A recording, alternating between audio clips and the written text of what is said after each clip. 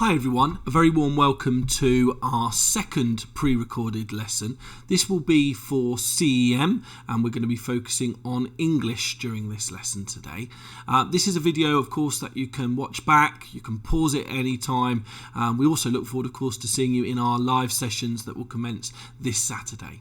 So, my name is Chris Pearce and I'm the Managing Director of Teach It Right and I'll be working through this English lesson with you.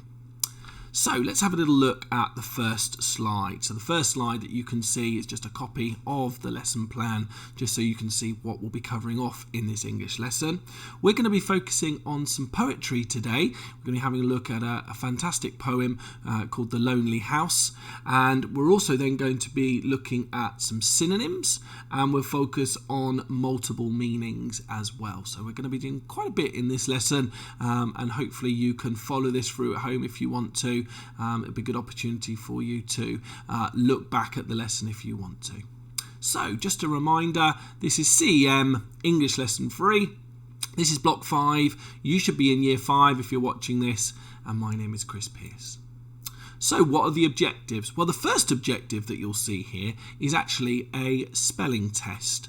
And you hopefully have received your overview for the block. And this is an opportunity for me to test you on test 1, which is the antonyms. Now, I obviously don't want you to have that sheet in front of you. All I need you to have is your spelling book and a pencil.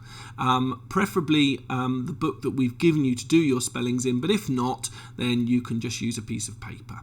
I'm going to read the words out now to you, and I'd like you please to write them down, and then we'll go through them at the end and you can check them. Okay, so let's start off with the first word. The first word is meagre.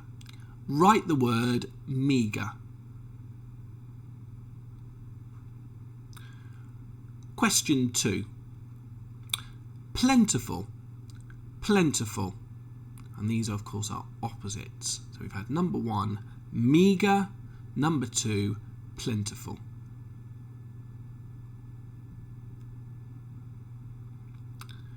Number 3. Write the word knowledge. Write the word knowledge. Number 4. Ignorance. Ignorance. Write the word ignorance.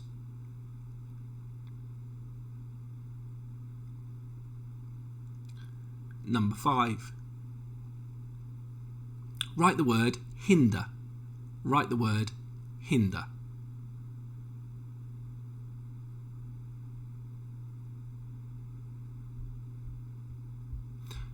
Number 6. Write the word assist. Assist.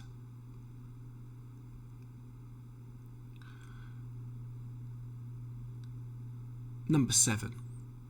Write the word encourage. Write the word encourage. Number 8. The opposite of encourage is discourage. Discourage. Number 9. Write the word thrive. Thrive.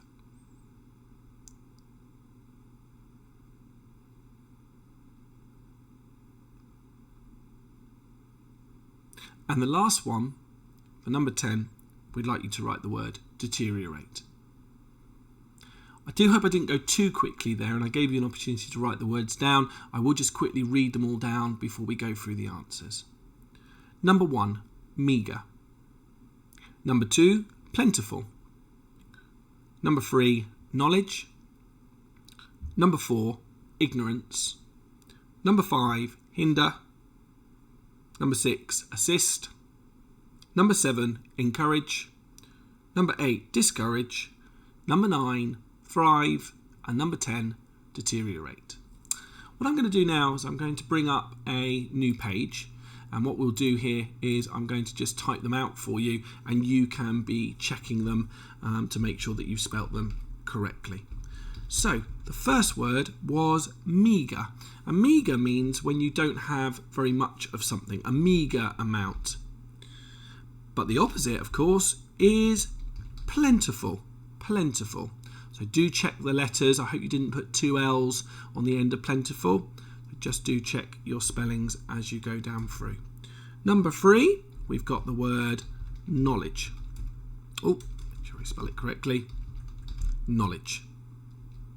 Number 4, we've got the word ignorance. Have a look at the ending, make sure you've got the A-N-C-E. Number 5, fairly short word, but a really useful word to know, and hopefully you know the meaning of hinder. Hinder is when you impede someone or you put them off. Number 6, assist. Number 7, encourage. Number 8, discourage.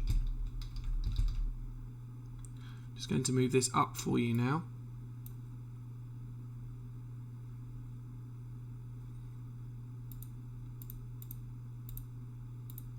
Just going to actually put 9 and 10 over here, so I'm just going to put number 9 at the top here, and we've got thrive.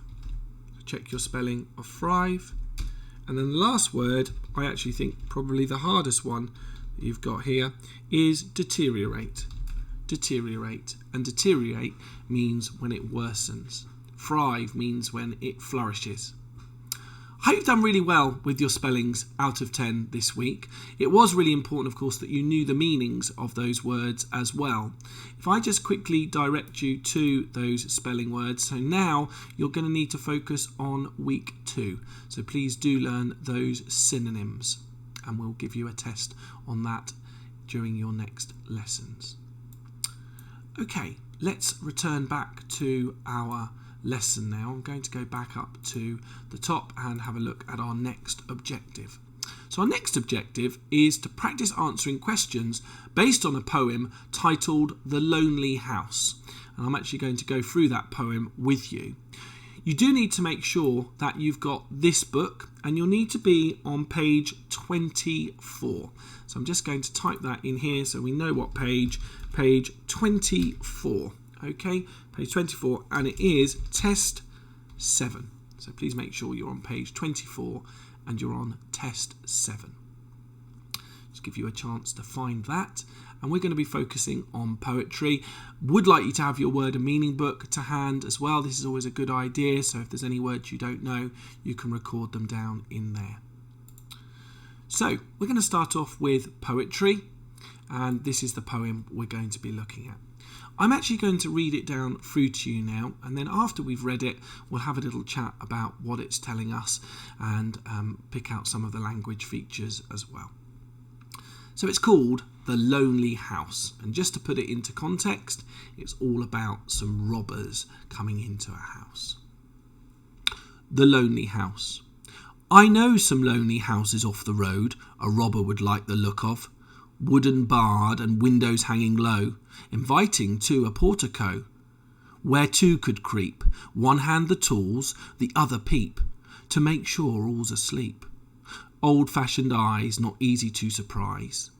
How orderly the kitchen would look by night, with just a clock, but they could gag the tick, and mice won't bark, and so the walls don't tell, none will. A pair of spectacles ajar just stir, an almanac's aware. Was it the map winked or a nervous star? The moon slides down the stair to see who's there. There's plunder, where? Tankard or spoon, earring or stone, a watch, some ancient brooch to match the grandmamma, stayed sleeping there. Day rattles too, stealth slow.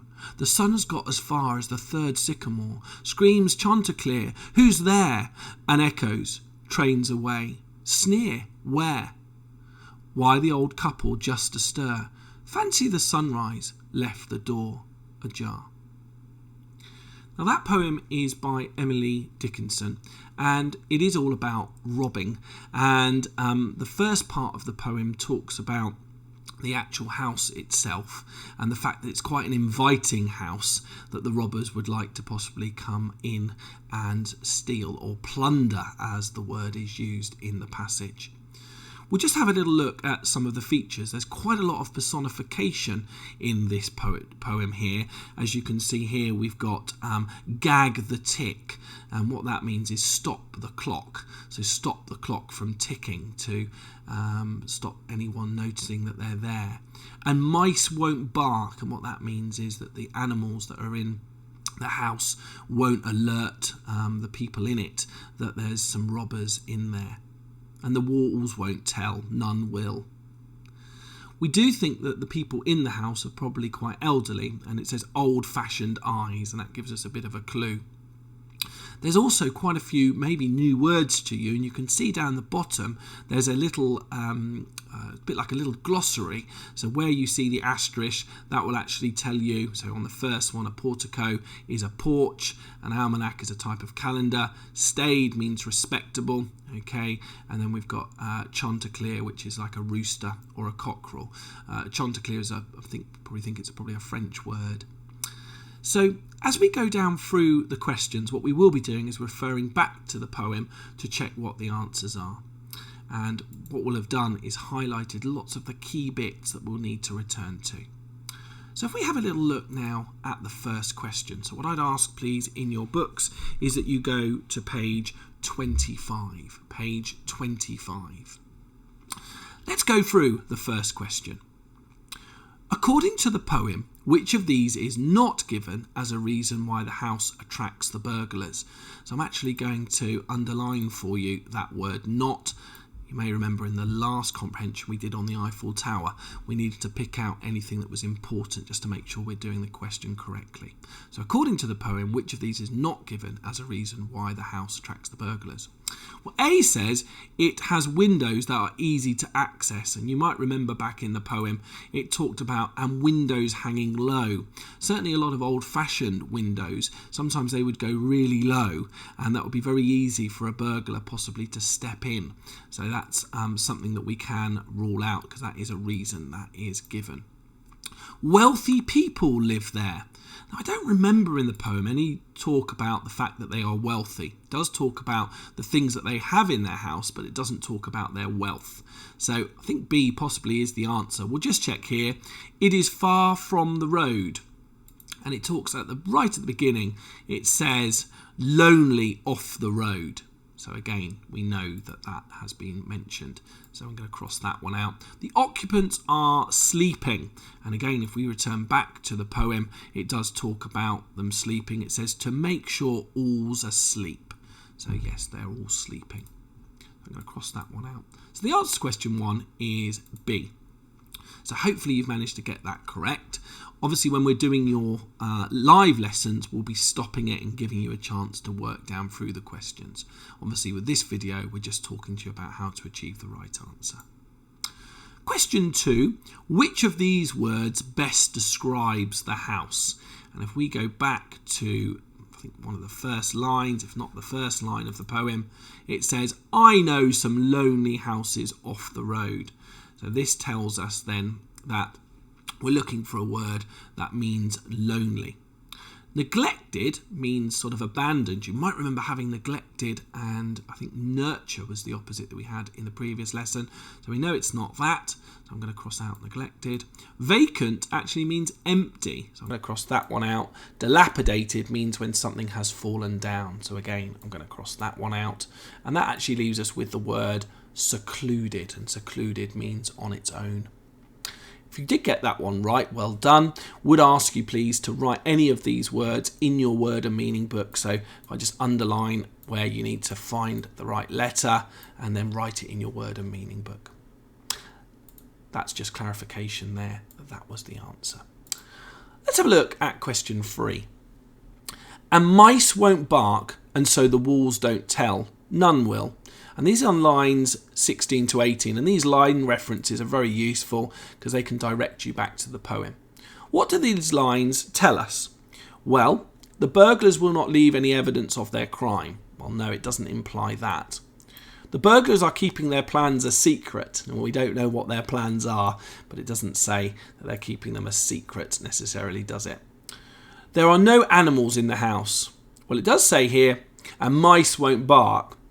What it's saying is the animals won't make any noise and alert the people in the house that there are burglars there, but it doesn't mention that there are no animals in the house, so we can rule that one out. There is nothing in the house to alert the occupants to the intruders. Well, yes, that's what these lines are telling us. There's nothing there that will wake up the people in the house. So the answer to that one is D. Let's have a look at question 4 now. What do the tankard, the spoon, the brooch and the stone have in common? They are grandfather's possessions. No, it's not that one. They are items taken by the thieves. If we go back to the poem, there's plunder. Now, plunder means doing something illegally, and in this instance, it's stealing. There's plunder. Where? A tankard is like a big glass, a big tankard, often sort of used in pubs for beer and things, a tankard. Or spoon, earrings, or stone, a watch, some ancient brooch. So we know that these are the things that they're going to be stealing. So if we go back to our question again, make sure we go to the right one, here we are. They are items taken by the thieves, and yes, the tankard, the spoon and the brooch are things they're trying to steal. They are old, no, they are all in the kitchen. That's incorrect. So well done if you put B. Let's go and have a look at question 5. What does the word stealth, line 32, mean? So again, if we have a little look at the options, we've got sneakiness, theft, sly and sunrise. Now, being stealthy is being sneaky. You can just imagine these robbers tiptoeing along, can't we? So what does the word stealth mean? Well, it means sneakiness. It's not theft, it's not sly, and it's not sunrise. So it would be A. Again, well done if you managed to get that correct. Question 6. Which of these statements is false? And I'm going to underline that word false. It's important to underline it. A, 2 people could fit in the porch. So if we go back to our poem again, it does mention here where 2 people could creep. So that implies that 2 people could be creeping around in the porch. The kitchen is very tidy. Now, is there any evidence in the poem about the kitchen being very tidy? Well, it says here, orderly the kitchen. So yes, it does imply and does tell us that that is going to be tidy. So that isn't false. So again, we can rule out these 2. The burglars used tools to get into the house. Well, there's if we go back to the text, that is true that the burglars used tools. So let's just go back and see where it says that. Yeah, it talks about one hand the tools, the other peep. In other words, one person's trying to get in using the tools, the other one's watching out to see if anyone is coming. So we can cross that one out. And the last one, hopefully this is false. It's dark when the occupants wake up. If we go back to the text, we will see it says, fancy the sunrise left the door ajar. And it also mentions here, the sun has got as far as the 3rd sycamore. So we know that when the burglars are just about to steal, then they do start to wake up and it's morning time. Okay. So again, if we come down to our slide, we know then that this is the right answer. That is false. It's dark when the occupants, that's the people inside, wake up. No, it's not dark. It is sunrise. Okay, let's have a little look at question number 7. Now, 7 is the last question that we've got here. So we're going to be looking through the last question now. Just going to make sure that we've got everything correct here and we're looking at the right thing. So, the poem says, fancy the sunrise left the door ajar, line 40. This tells us that A, the burglars are still in the house. Well, the fancy the sunrise left the door ajar. Ajar means open, so slightly open if the door is ajar. So the burglars are still in the house. No, it doesn't imply that. The house's occupants do not know they've been burgled. Well, yes, they don't know that they've been burgled. They just think that it's maybe it's saying that, or who left the door ajar? Who was it? Fancy the sunrise left the door ajar. The owners of the house forgot to shut the door. No. And the burglars are planning on returning to the house. So we know that the answer to this one is B. Well done if you managed to get that correct. That's the end of the poetry questions, and what you can do is you can write a mark down out of 7 to let us know how you got on with those. We're going to move on now to the next set of questions, and these are synonyms. Just so you make sure that you're in the right place, you now need to be on the bottom of page 26. Do remember we are in test 7. So just as a reminder, just to give you an opportunity to find it, there we are. This is the book that we need, and we are on test 7. So we just go back to that, and we're on page 24. So what I'm going to do here is I'm just going to give you an opportunity to go down through those questions. So these words are synonyms. These are words that mean the same. So there's an opportunity now for you to have a go, work down through. It's a really good idea if you pause the video at this stage and you have a go yourselves trying to find those synonyms, those words that are the same or nearly the same as the word on the left. Example here, wide, flat, straight, broad and long. Wide and broad. Interestingly, we had wide and broad with our year 4s in our last lesson. So wide and broad. Let's go down and have a little look at what you've got. So, careful. What word means the same as careful? So we've got accurate, passive, cautious and precise. If you're cautious, you're kind of careful, you're wary. Okay, so that is the right answer there. So enthusiastic is our question 9. Enthusiastic, what word means enthusiastic? Well, exuberant. If you're enthusiastic, you're exuberant, you're excited about something, you're keen, you're eager. So well done if you went for exuberant. Bravery, I've got perseverance, fortitude, arrogance and prowess. Well, fortitude is like courage. So again, bravery and fortitude are synonyms. Unusual, something's unusual, it's a bit bizarre, and the word we're looking for here that means the same as unusual is eccentric. So none of the others work as synonyms. Strange, controversial, and then misshapen to put out of shape. Number 12, notable, we're looking at illustrious. If it's illustrious, it's notable, it's famous. Okay, so well done if you got that one. Number 13, we've got boring, which is the synonym for boring. Is it tedious, persistent, tiring or dismal? Well, it's tedious. If something is boring, it's tedious. Okay. So, got a little game show that we're going to do in a moment. So we will do a recording of that. But before we do that, we're actually going to have a look at the next set of questions, which are on page 27. Now, these are what we call multiple meanings. And it's important to recognise here with multiple meanings, we're looking for a word that means the same as both sets of brackets. As I'm sure you are well aware, there are lots of words that have double meanings. And it's really important that in the 11 plus you actually spend time learning words with a dual meaning. And if we look at the example, just so you're very clear about how these are laid out, we've got twig and branch. So that's one pair. And then we've got fasten and attach. And then we're given 4 words, and only one of these words will actually mean the same as both sets of brackets. And it's really important that word you choose means the same as both. So if we think of glue, well, I might associate that with fasten and attach, but it doesn't really mean a twig or a branch. So I'm actually going to cross out glue. Stick, well, stick does mean to fasten and attach. And you can have a twig or a branch, a stick. So that could well be the answer. Affix, no, if I fix something, I might attach it, but it doesn't mean branch or a twig. And then this word here, which is a bow is a branch, but it doesn't mean fasten or attach. So I'm actually going to get rid of that. And then we've got stick. Well, that's the answer. It is a twig or a branch, a stick, and you can attach or fasten by sticking.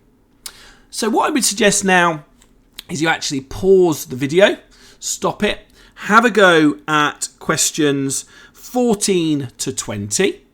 What you might like to do here is time yourselves as well. So maybe give yourself 3 minutes or so just to work down through those questions. Always a good idea to do things against the clock. Certainly in our live sessions, we'll be putting some timers up for you and giving you an opportunity to do it against the clock. If you do want to pause the video at this stage, this would be a good time to do it. Okay, let's have a look and see how you got on with these questions. So you can see here I've underlined in blue what the answers are, but we'll just go down through and double check that we understand. So number 14, we've got a port and a dock and a shelter and a hide. Now, a port and a dock, where you might keep boats, you could also refer to as perhaps a marine or a quay or a harbour. So they could all go potentially with port and dock. The word here, conceal, well, conceal means to hide. If you conceal something, you don't reveal it, you hide it. But it doesn't mean a port or a dock, so I can immediately cross out the word conceal. Marine, quay and harbour, but one of these words we need to mean the same as shelter and hide.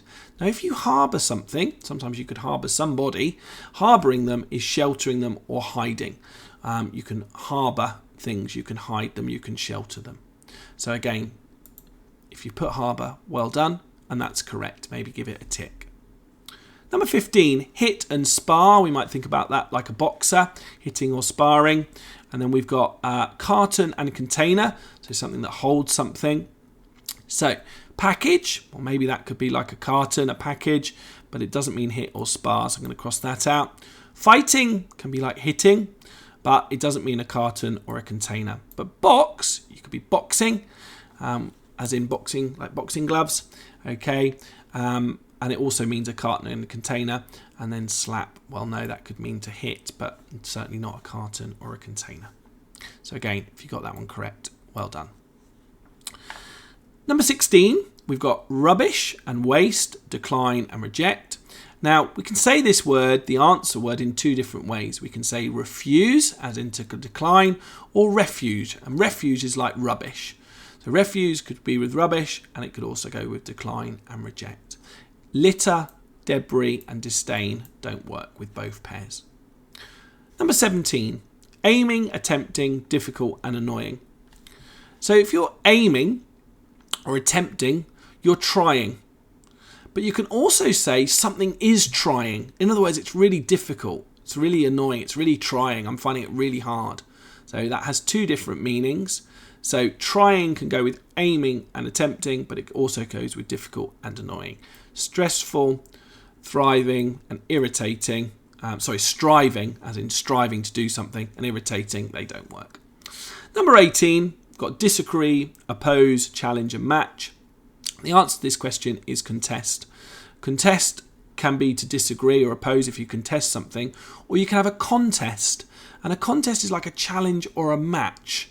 So if you take part in a tournament, you might have a contest, but you can also contest something to disagree or oppose. So competition, game and argue would be incorrect.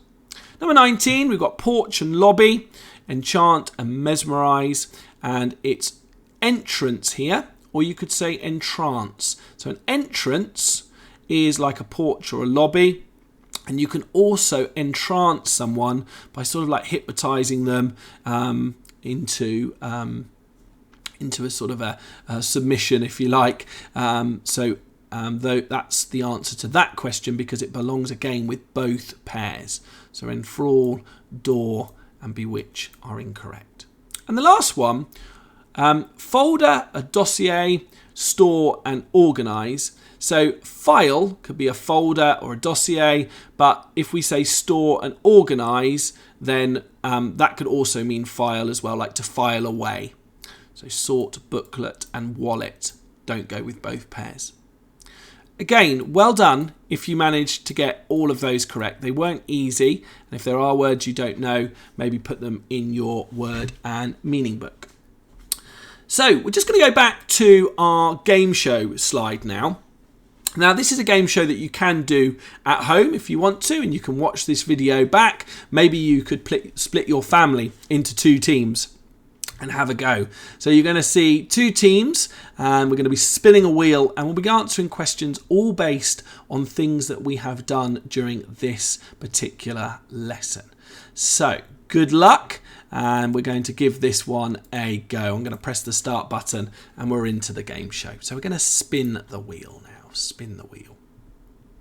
So you can choose which team you want to be in. You might like to be in this character's team. And the first question says, what is a synonym for courage? I wonder if you can remember which was a synonym for courage. So you might, if you're doing this in teams, you could write down A, B, C or D, or you could maybe call out the answer and probably go with the first one that you call out. And it is fortitude. And fortitude means bravery. You might have remembered that from the synonym questions. Let's spin the wheel. We're moving over now to, it looks like a pink monster team. And let's see what question they've got. So Chanticleer, what is a Chanticleer? Remember I said this I think is taken from a French word, a Chanticleer. And a Chanticleer is actually is it A, a reptile, B, a rodent, C, a reindeer, or is it a rooster? Well, it happens to be a rooster. So well done if you got that correct. Back to the other team. Okay, it looks like a sort of a girl's team, doesn't it, with her hair? She looks like a little bit of an action hero. What's the portico? What is a portico? Is it a door? Is it a house? Is it a porch? Is it a drive? You might remember from the poem what it was referred to as. Two people could fit in there and creep in there, the robbers. Do you remember what it is? Is it A, B, C or D? Well, it's actually a porch. So well done if you got that correct. Let's spin the wheel again, see what question we get next. What is an almanac? Now, an almanac, you may remember from the poem, was a type of calendar. So well done if you got that right. Over to the next team now.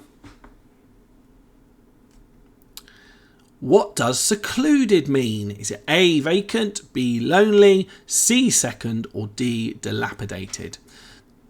Now, can you remember from the poem that house was described as lonely? So well done if you got that right.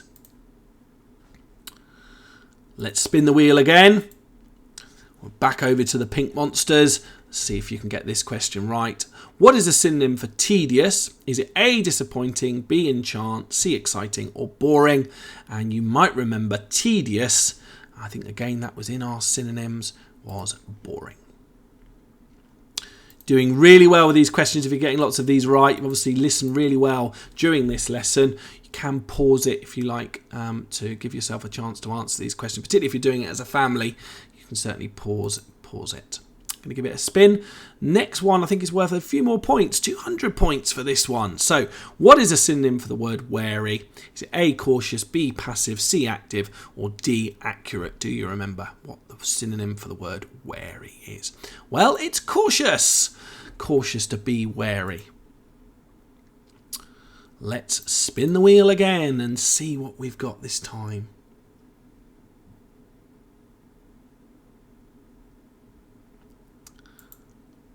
So, what have we got this time?